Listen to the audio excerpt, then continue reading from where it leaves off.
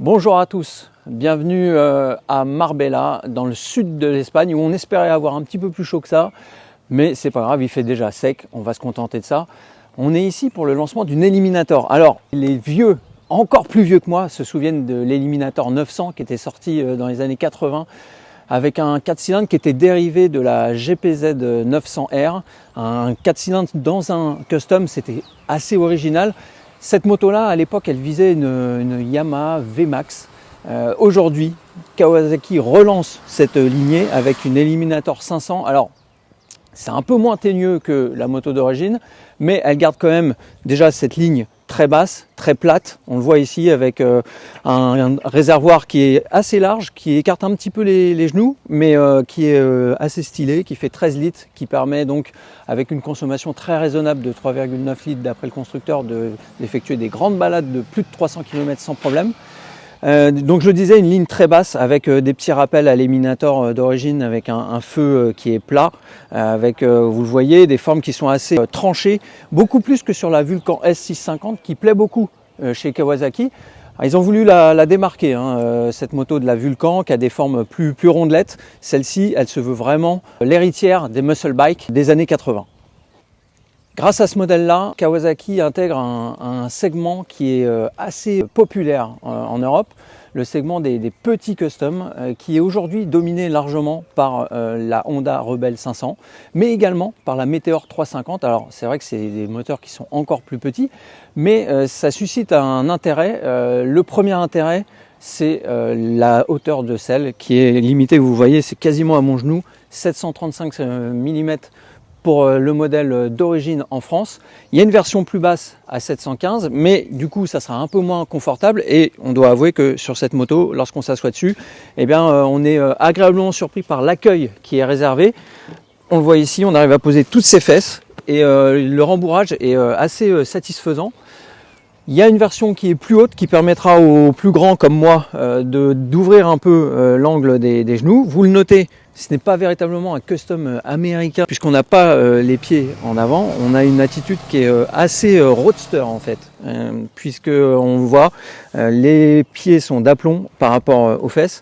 Et puis au niveau du guidon, on a une attitude qui est très relaxe, avec un guidon qui par rapport à la Z500 est plus reculé, un peu plus haut, mais sans excès toutefois. On va parler du moteur. Le moteur, Kawasaki n'est pas parti véritablement d'une feuille blanche. Il ne s'en cache pas, c'est un moteur 500 cm3 qui cube en fait 451 très exactement. C'est l'extrapolation du 400 qu'on trouvait sur les Z et les Ninja auparavant. Comment Kawasaki a procédé pour gagner 52 cm3, c'est-à-dire un petit 10%? Eh bien tout simplement en augmentant la course. D'habitude on gagne en augmentant le diamètre du piston, mais là ce qu'ils souhaitaient avant tout c'était gagner en couple, puisque cette moto doit être éligible au permis A2, donc ne pas dépasser les 45 chevaux légaux, les 35 kW je le rappelle. Donc ça, cette puissance-là était déjà atteinte sur le 400. En revanche, ce qu'ils ont décidé de faire, c'est de gagner en couple à mi-régime, et c'est ce qu'ils ont réussi à faire grâce à cette course supplémentaire. C'est la distance sur laquelle le piston s'ébat, et c'est grâce à ça qu'on gagne en couple. On gagne aussi en couple grâce au collecteur, vous le voyez, il y a une forme un peu biscornue, un petit peu, c'est pas très esthétique, mais les ingénieurs, les motoristes Kawasaki nous ont certifié que c'était grâce à cela également qu'on gagnait un peu en tonus. Donc en termes de puissance maxi, le moteur affiche toujours 45,4 chevaux. En revanche, au niveau du couple, il y a un gain qui est vraiment sensible, 42,6 Nm contre 38 auparavant. Et à la conduite, on le ressent. C'est vrai que ce moteur, il est plus disponible bas dans les tours. Dès 3500, 4000 tours minute, hop, il repart. Il a plus d'allant, il a plus de vigueur. Alors évidemment, ça reste une petite cylindrée, ça ne va pas vous tirer sur les bras excessivement. Mais d'un autre côté, lorsqu'on circule en ville ou en parcours périurbain, sur le troisième rapport, on n'a pas besoin d'aller chercher la 2.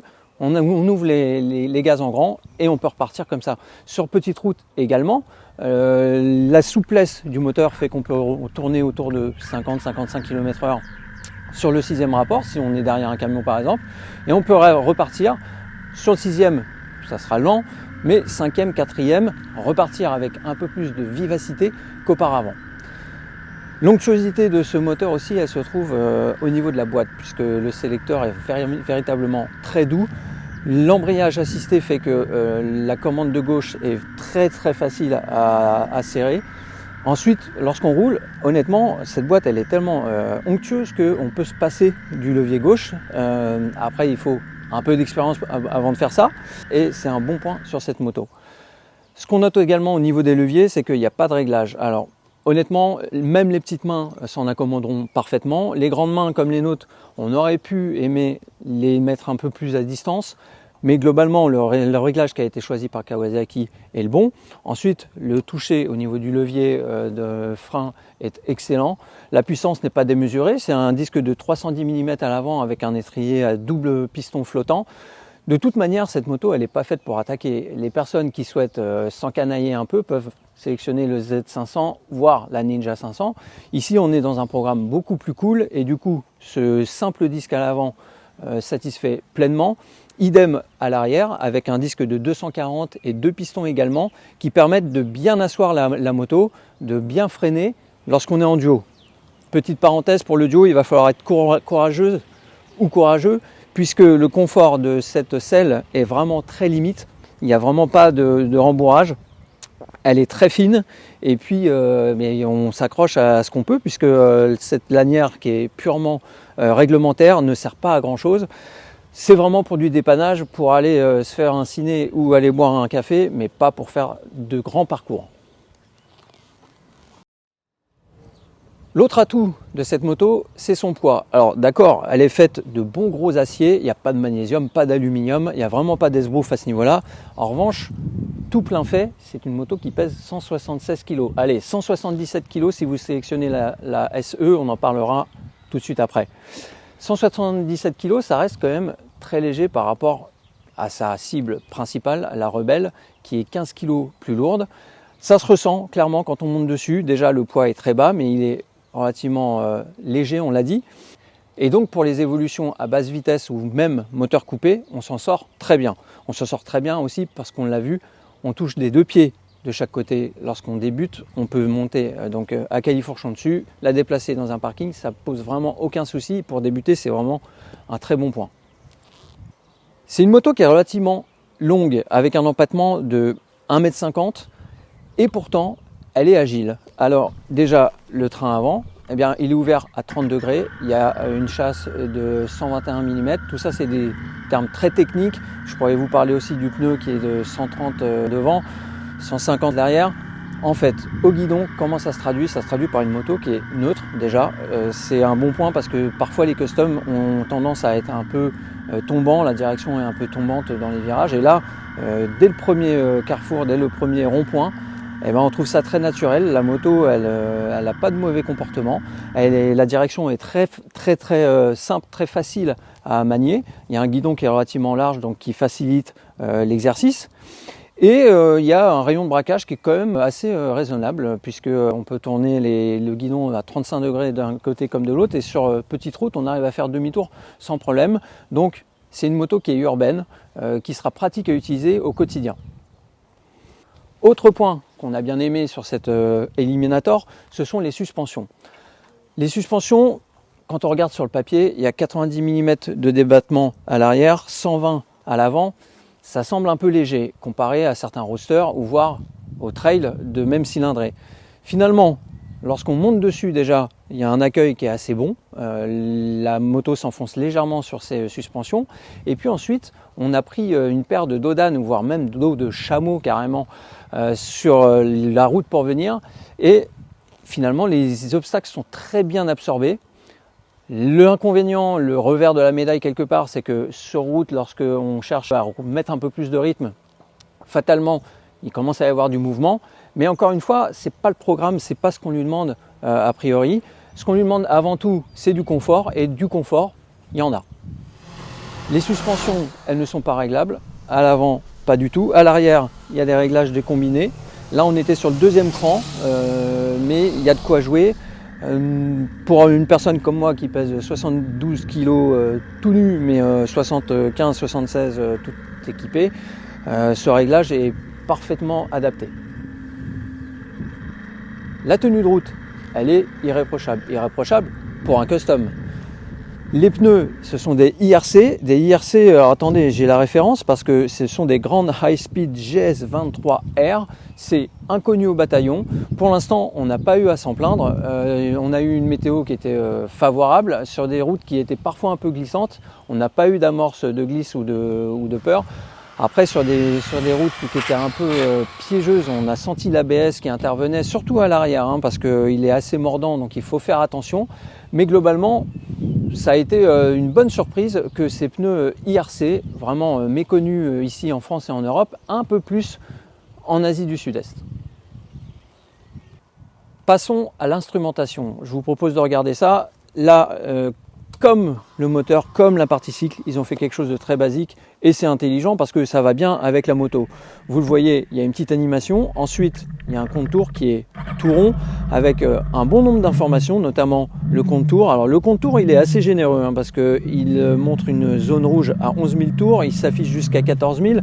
En vérité, on reste plutôt entre 3 et 8 000 tours minute, sachant que vers 5 000 tours minute, on commence à ressentir des petits grésillements. Kawasaki a veillé à installer des petites masselottes en bout de guidon, sous les repose-pieds. Les repose-pieds, il y a du caoutchouc aussi qui filtre les vibrations. Et puis on le voit donc sur ce compteur.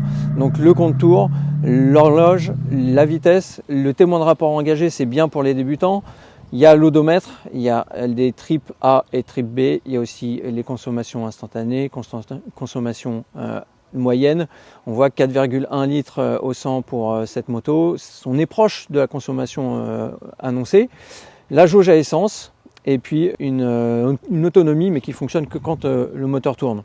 C'est une instrumentation qui est somme toute assez basique, je l'ai dit, efficace. La seule chose, c'est la connexion. Il y a une connexion Bluetooth qui est possible sur cette moto. On peut appairer son téléphone, mais c'est vraiment gadget puisque l'intérêt est limité. On peut savoir donc à distance quand sera la prochaine révision.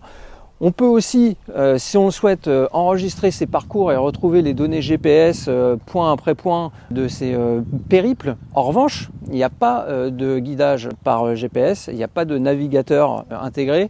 Et donc, on le sait, hein, il y a des petites motos de 350 cm3 qui proposent un petit écran supplémentaire pour guider virage par virage. Ça manque sur cette moto, c'est dommage parce que tout est véritablement ici, mais ce n'est pas exploité à fond. Il faudra peut-être attendre une nouvelle génération pour le voir apparaître. Autre point, c'est la prise USB-C. On est content qu'elle soit là. En revanche, c'est vrai que elle est un peu massive, elle est placée là. On a l'impression que ça a été pas bien intégré, ça a été pas bien pris en compte, mais ça a l'avantage d'être là, comme je le disais. Le modèle SE, j'en parlais. Il bénéficie d'un accessoire en plus, c'est la prise USB de type C, donc vraiment le dernier modèle, ça c'est un bon point. On trouve aussi la tête de fourche qui est mignon comme tout, qui a été profilée, on le voit ici au niveau du contour. Les soufflets, il y a un traitement noir des tubes de fourche, un traitement noir aussi brillant du cadre qui est du plus bel effet, franchement c'est mignon comme tout. Il y a une peinture qui est spécifique avec un coloris biton, gris, noir. La selle avec les petites surpiqûres qui est plus joli que le modèle standard, et puis on le voit, le pot qui adopte une teinte plus sombre aussi.